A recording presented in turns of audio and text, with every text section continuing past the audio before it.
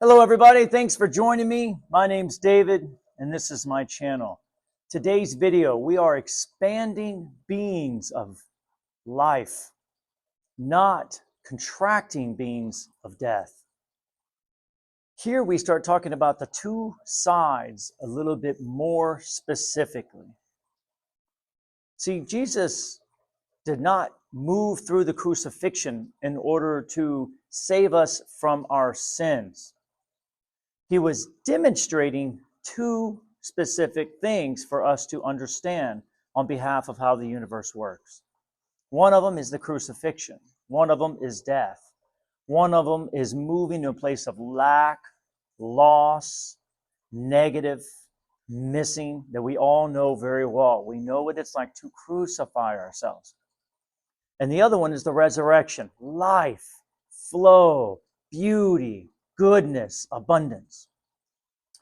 And what he was really demonstrating was the idea that even if you move into this direction at the lowest level you possibly can, which is death or mutilation or whatever it is as dark as you can get, you will always have the ability to move back into life, back into the resurrection. Therefore, the crucifixion, therefore, that idea of negativity by itself cannot exist. It cannot stay. There is only life.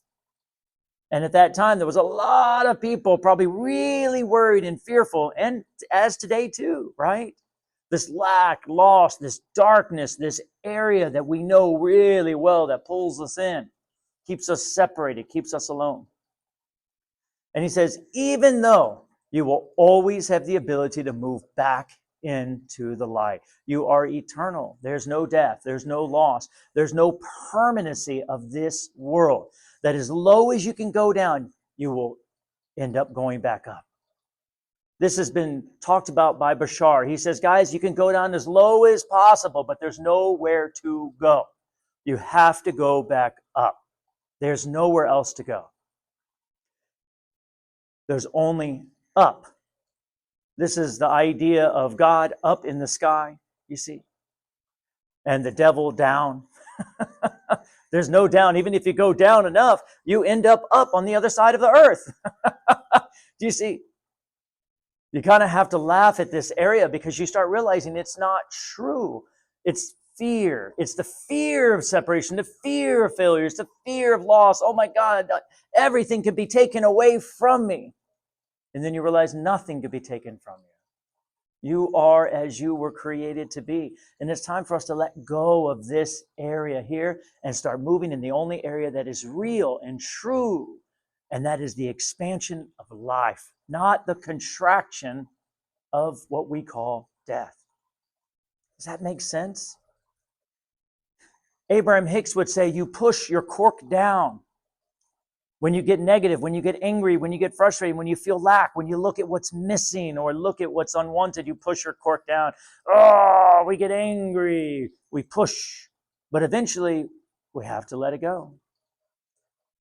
You see, and it's demonstrated through our whole life. When was the last time you've been really angry and frustrated and things weren't working out? What if they didn't change? Eventually, you had to let it go, didn't you? We can't hold ourselves down there too long, can we? And eventually we let go. Maybe we forget about it. Maybe we turn on the TV. Oh my God, look how funny that dog is.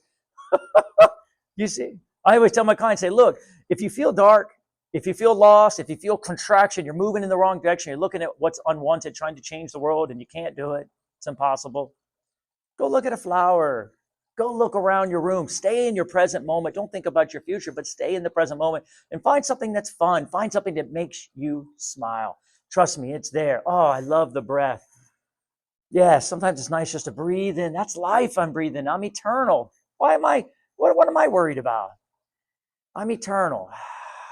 Or maybe I'll just move my arm in appreciation, you see, or just enjoy the weather or feel the clothes. Oh man, this is comfortable. I really love this body. I love how I feel. I love being where I'm at. And practice that state, because that's the state that moves you more into expansion and more into life. That is the resurrection that he was talking about. Right now, you can do it. You don't have to be nailed to a cross first. You could just resurrect yourself from right here, right now. And that's what he was demonstrating in a very interesting way. But that was the demonstration that was going on. This way of contracting anger and tension and fighting and frustration, where's it ever gotten us? Except back to this direction. You see? So I want to talk about a law, because I've learned in my life that the more we understand that there are laws, there are absolute things, absolute laws of how this universe works. And this one, the nature of expansion is that which is bigger always gives to that which is smaller. And the more you understand this, the more free you're going to feel, because the more you're going to expect Source to be in your life in a bigger way.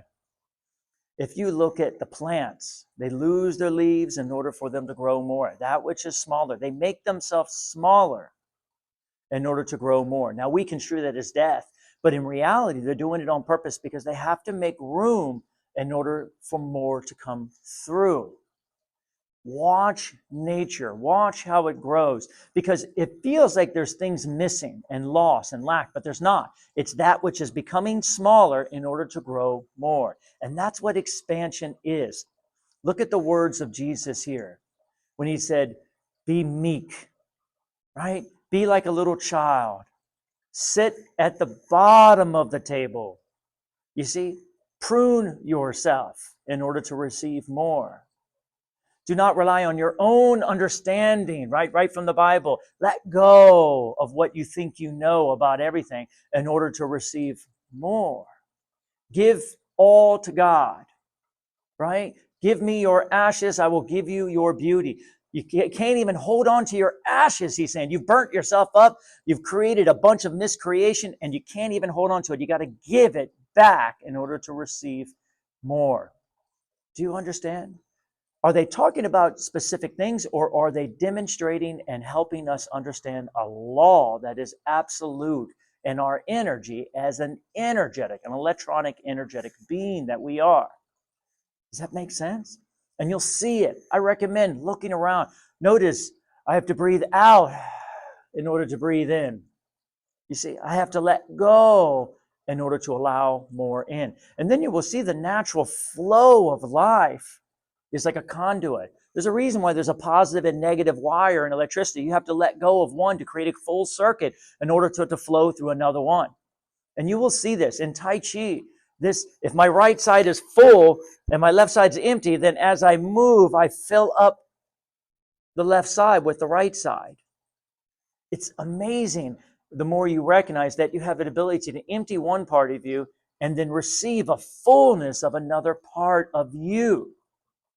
Then you will see that what has happened is we've taken our failures, what we call our sins, the things we've done wrong, and the things that we're missing, and we've made them big by holding on to them and focusing on them in such a way that they become the bigger part of all of our focus and our energy.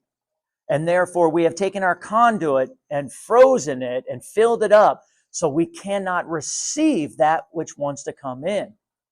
Does that make sense? So, for example, if I'm feeling I have no money, man, I have no money. I can't believe there's no money. And I can't believe that person did that to me. And now I got these bills. Can you see how full I am? I'm so full. The mind helps me by focusing on what I don't want, on that which is unwanted, but also wanting and needing from something else. But where am I needing from? This is the most important question. I need that money. I need this, and I have to pay my bills, and I need it from there. Where am I pointing at? The world. I need it from that person. I need it from my job. I need to find a job. I need to go get this. I need to sell this. Can you see? There's no thought of source there. There's no thought of the universal energy there. We're looking at what has already been done. We're trying to literally receive from the past, filling ourselves up more and more and more. Because there is no real world out there to give to you. Everything comes from that other part of who you are. So instead of I need money from the world and focusing on what I don't have in order to make it bigger, now that left hand, I have no money, I have no money. The right hand goes, I can't get through. You're too full. Does that make sense?